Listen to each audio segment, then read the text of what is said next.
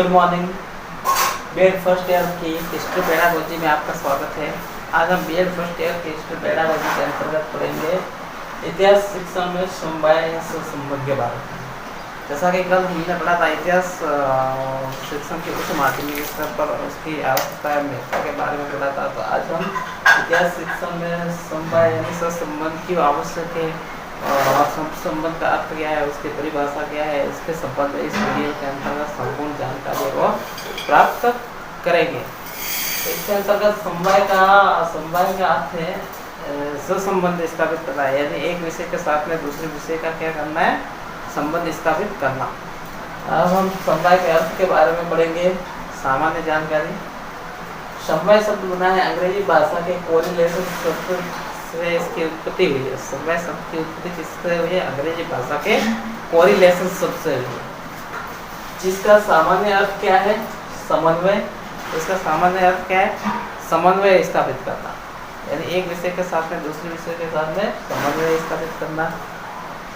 उसके अलावा संश्लेषण करना, विषयों का विभिन्न विषयों का एक साथ में क्या करना? संश्लेषण करना, किसी तथ्य तक पहुँचना, उसके द्वारा फिर एकीकरण स्थापित करना और उन सभी विषयों के साथ में क्या करना है? एकीकरण स्थापित करना। अर्थात इसका सामान्य अर्थ है समन्वय, संश्लेषण एवं एकीकरण है।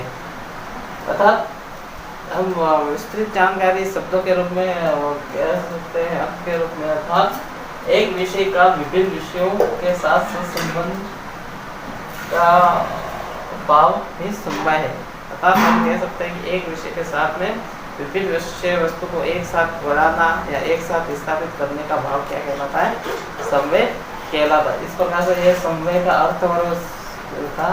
अब हम समवाय की एक परिभाषा पढ़ेंगे हमारे प्रोफेसर घाटे के अनुसार। एक महान इतिहासकार है प्रोफेसर घाटे, उनके अनुसार इतिहास में समवाय की परिभाषा इस प्रकार से है। विभिन्न विषयों का पृथक विषयों में बंद कर नहीं बढ़ाया जा सकता।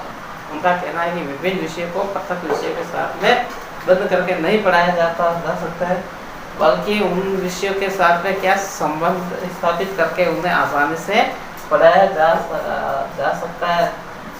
यही भावना क्या कहलाती है? समवाय की भावना कहलाती है। इस प्रकार से प्रोफेसर घाटे ने भी अच्छी परिभाषा दी है कि विभिन्न विषयों को हम एक साथ पृथक यानी अलग अलग करके नहीं पढ़ा सकते हैं और विभिन्न विषयों को हम उसके अंदर सहसंबंध स्थापित करके पढ़ा सकते हैं। ऐसा करने की भावना क्या कहलाते हैं? समवाय की भावना कहलाते हैं। हम इतिहास के अंदर भूगोल है, नागरिक शास्त्र है, प्रशासनिक सेवा है, इससे संबंधित विषय आदि विषयों का संबंध करने में इतिहास को आसानी से रोचक तरीके से पढ़ा सकते हैं।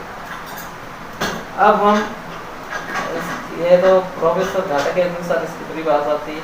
अब हम इसकी आवश्यकताओं के बारे में पढ़ेंगे। समवाय की आवश्यकता क्यों है? समवाय की आवश्यकता है वह निम्नलिखित कारणों से है। विषय की पाठ्य वस्तु को बहुत गंभीर बनाने हैं तो समवाय की महत्वपूर्ण आवश्यकता तब पड़ती है जब हमारे सामने जो विषय वस्तु है, पाठ्यक्रम की विषय वस्तु है, उस पाठ्यक्रम की विषय वस्तु को क्या करना है?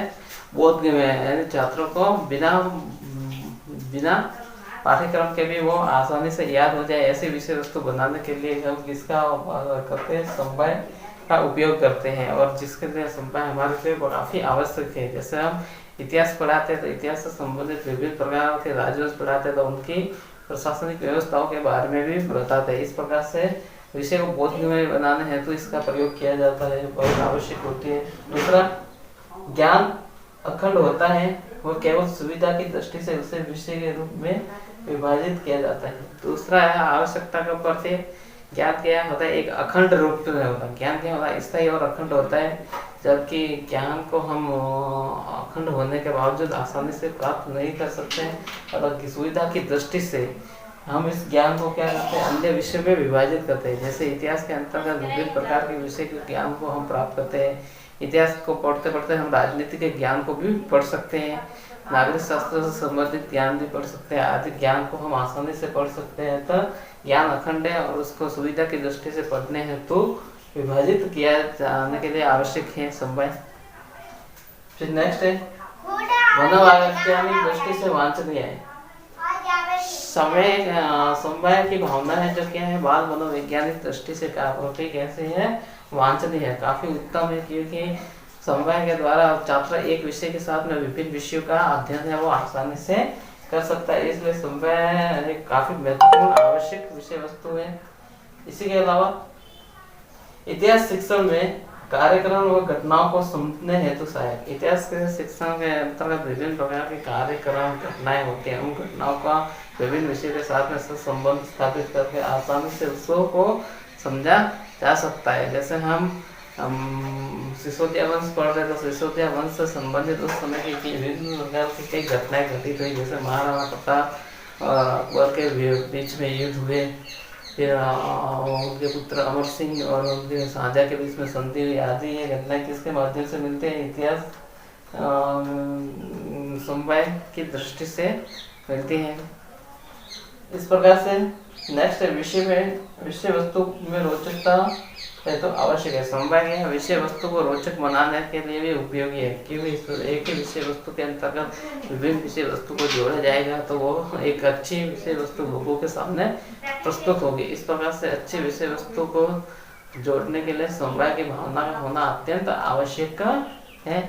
इस प्रकार से ये समवाय से संबंधित हमारा टॉपिक था, जिसके अंतर्गत हमने समवाय के अर्थ के बारे में पढ़ा, उसकी परिभाषा एक पढ़ी और उसकी आवश्यकताओं के बारे में पढ़ा। इस प्रकार से आज की क्लास में इतना ही। आपका बहुत बहुत धन्यवाद।